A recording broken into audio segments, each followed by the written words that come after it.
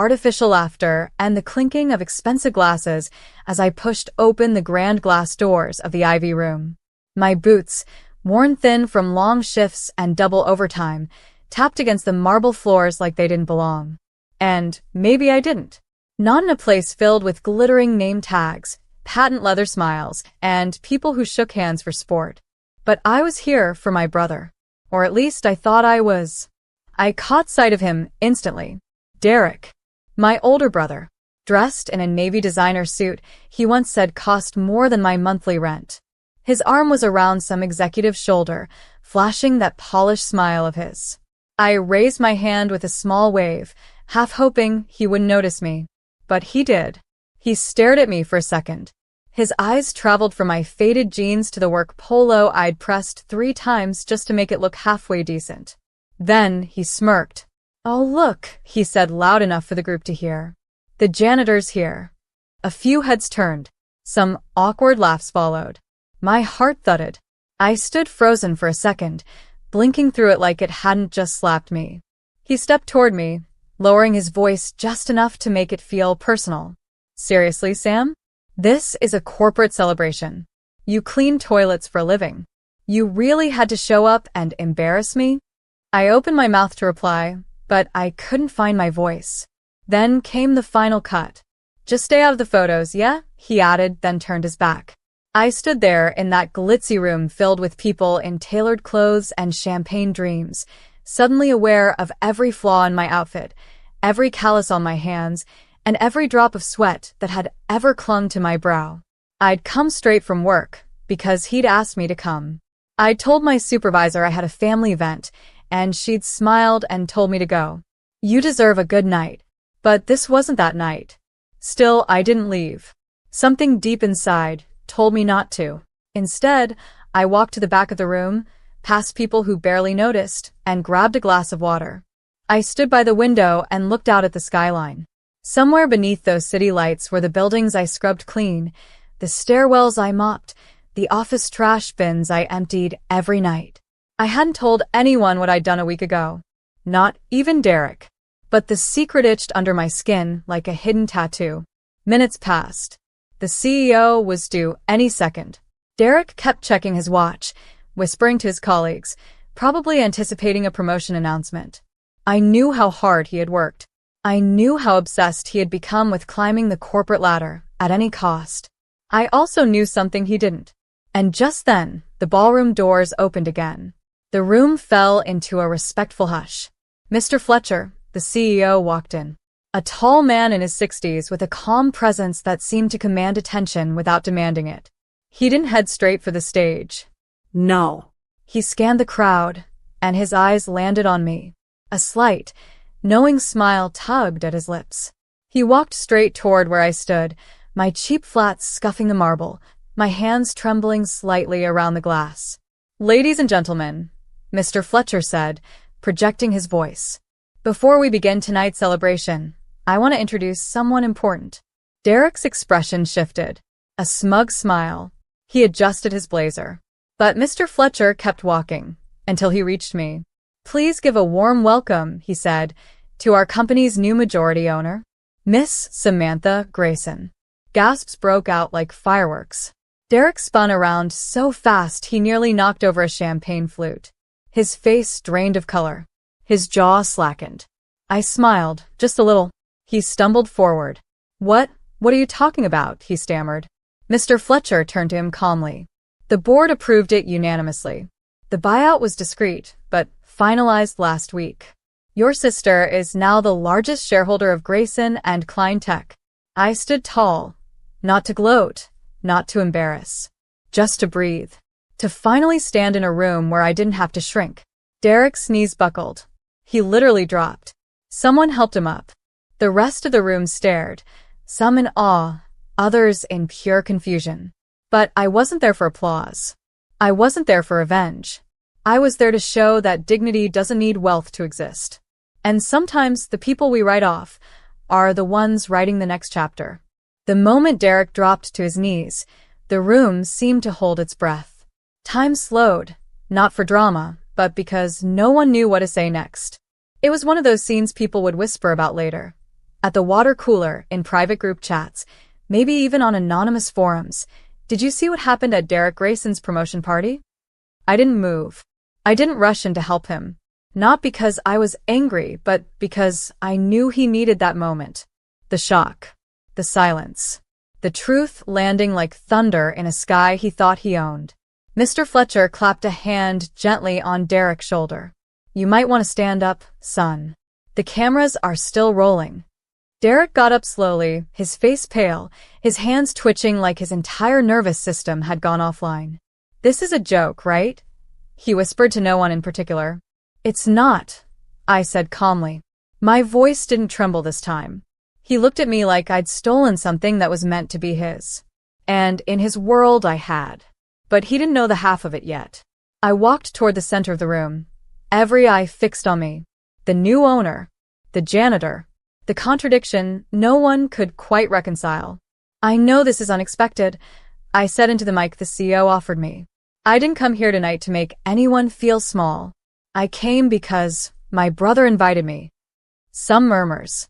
He didn't know. I continued. And I didn't plan to reveal anything tonight. But life doesn't always give us perfect timing. People leaned in, not just to hear, but to feel. I started working for Grayson and Klein 5 years ago, I said. Not in this building. Not even in this city. I cleaned floors, scrubbed tiles, wiped down desks no one ever thanked me for. And one day, I found out the company was hemorrhaging money. I did my homework. I asked questions. I used the same grit I needed to survive life to understand a business no one thought I was smart enough to touch. A pause. Turns out, no one was watching the numbers as closely as I was. People were still as stone. I reached out to a silent investor. I bought in, small at first, then a little more, and then a little more, until last week, I had enough to walk into that boardroom and say, I'm ready. And they listened. Not because of my last name, but because of my work. I looked straight at Derek. His eyes were bloodshot now. Not with anger, with disbelief. Maybe shame. I'm not here to take anything from anyone, I said quietly. But I'm not going to hide who I am either. I clean. I serve. I work. And now, I own. You could hear the heartbeat of the room. I stepped back. Mr. Fletcher smiled gently and took the mic again. Well, I think that speaks for itself. And just like that, the music started again, but the mood had changed. Conversations were softer, glances sharper, and people looked at me not with pity, but with something else. Respect. Maybe curiosity. Maybe both. Derek didn't come near me again that night. But someone else did. An older woman, in a silver shawl and glasses that glittered in the low light, approached me by the hors d'oeuvres table. You don't remember me, she said, but you used to clean the 11th floor. I blinked, then nodded slowly. I do remember you. You always said goodnight when I passed by. Her eyes glistened. And you always made sure my plants got water, even when no one else did. I watched you, dear. I watched the way you took care of things no one else noticed. I knew you'd go far. I smiled then, not because I was proud of the money or the title, but because someone had seen me when I didn't think anyone did. That night, as I walked home, yes, walked, still too grounded to call a cab, I thought about how many moments we live thinking no one notices. Thinking kindness goes unseen. Effort unappreciated. How easy it is to believe the world only rewards those who already have power. But sometimes it rewards those who remember how to clean up after themselves and others. And I wasn't done yet. Because this story wasn't about revenge. It was about rising. The next morning, the world felt different. Not because of the boardroom title. Not because of the whispers or the stares. But because my phone wouldn't stop buzzing. Missed calls, unread messages, emails flooding in like a tidal wave. Some congratulating me. Some questioning. A few, well, they didn't hide the bitterness. But the one call I didn't expect? Derek. I stared at his name on the screen, thumb hovering. Then, finally, I picked up. Sam, he said, his voice quieter than usual. Not cocky. Not performative. Yes, I replied, letting the silence stretch. I didn't know, he started. I mean, if I had any idea, you would have treated me better? I cut in, softly but firmly. He paused. That's not fair. No, I said. What wasn't fair was you calling me an embarrassment in front of 200 people. I was under pressure. You were cruel, Derek. You've been cruel. Ever since Dad died. You climbed that ladder so fast, you forgot how to look down at the ones holding it steady. Silence. I didn't mean it, he finally whispered.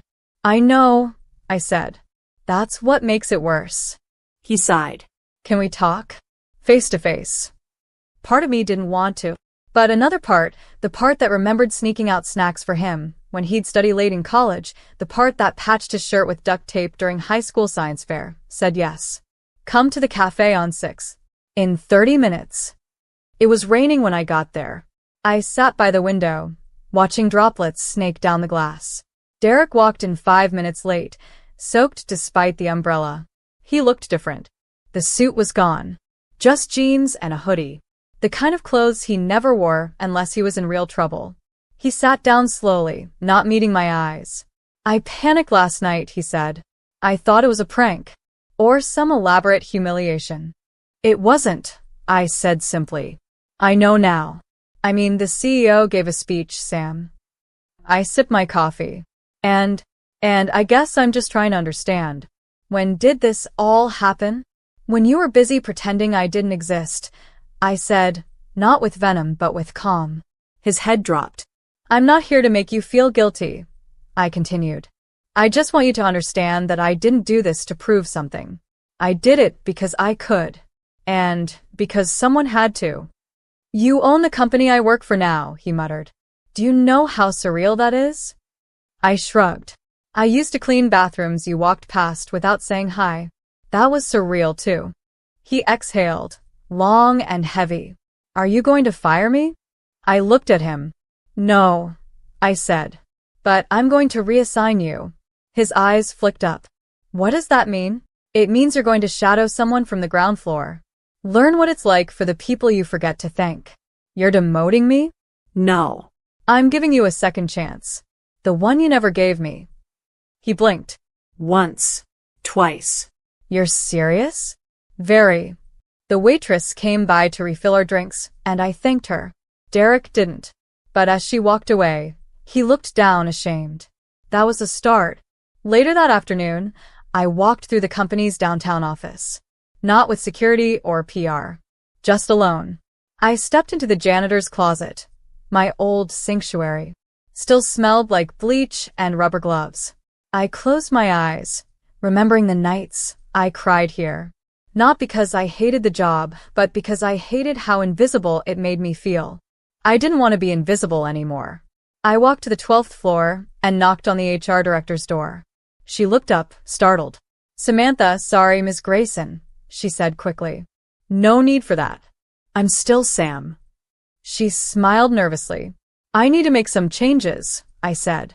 Starting with wage restructuring for our sanitation staff. And I want them included in the annual company retreat. Every department. No exceptions. She nodded, mouth parting slightly in surprise. That's groundbreaking. No. It's overdue. That night I called Mom. She still lived in the same little house. Still had the same floral wallpaper. And still thought I worked night shifts at an office building. When she picked up, I said, Mom, there's something I need to tell you. And when I did, her silence wasn't disbelief. It was pride too big for words. She cried. I cried. And for the first time in years, I felt whole. Because even though the world saw me now as owner or powerhouse, or that girl who cleaned floors, my mother saw me as Samantha. Her daughter. Her fighter. Her kind one. 2 weeks passed. The company was still adjusting to the shockwave of my arrival. Some embraced it. Others watched quietly, waiting for me to slip up. That was fine. I wasn't here to win a popularity contest. I was here to rebuild a culture I once felt discarded by. And I was doing it one department at a time. The first thing I did was remove all the executive-only coffee machines. Why should better coffee be reserved for people with nicer titles? I said during the weekly staff meeting. From now on, everyone drinks the same blend. The finance team chuckled. The janitorial staff looked stunned. But it was just the beginning. I restructured shift benefits, implemented mental health check-ins, increased maternity and paternity leave, and removed the unpaid intern loophole that had become corporate's dirty little secret. I wasn't here to burn the building down. I was here to turn the lights on in every dark hallway. Derek had started his reassignment. He shadowed a man named Luis on the 5th floor, one of the cleaning leads who'd worked there for 11 years. Luis didn't treat Derek like a manager or a threat.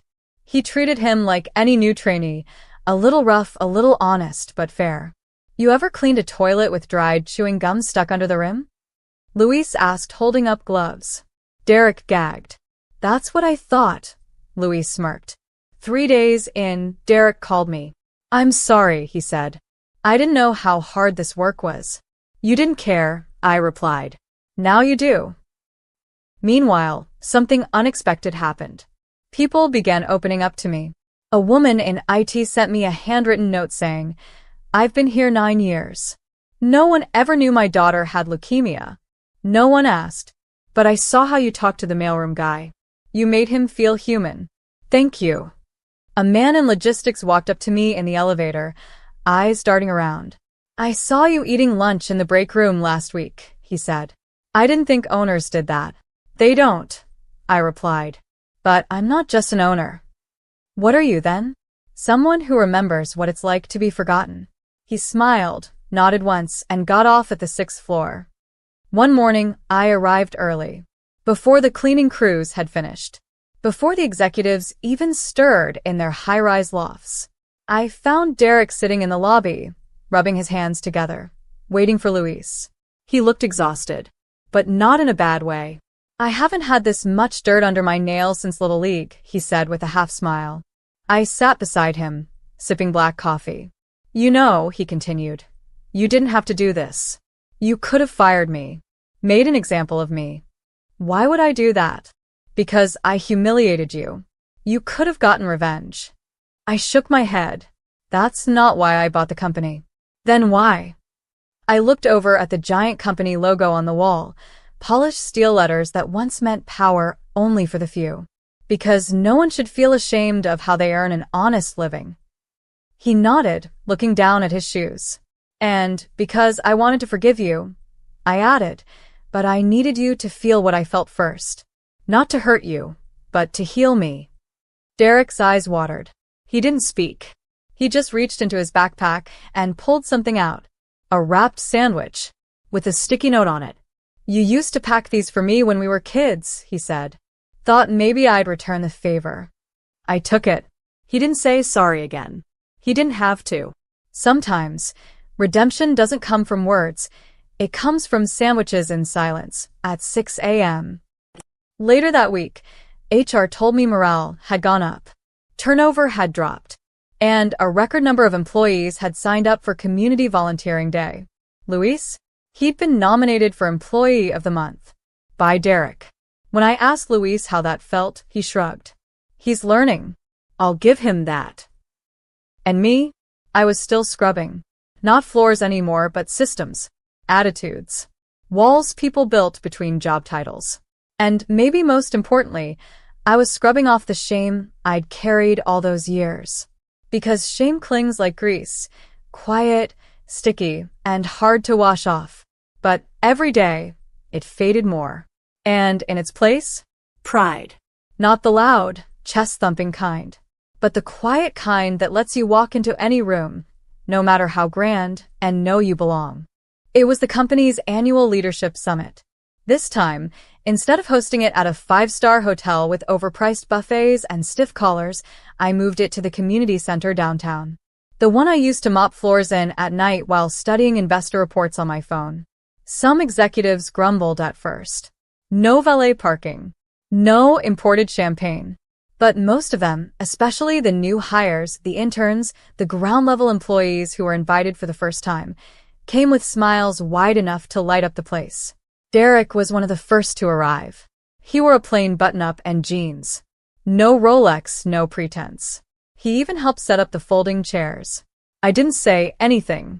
I just watched from across the room as he passed out coffee, joked with the facility's crew, and sat next to a woman from shipping.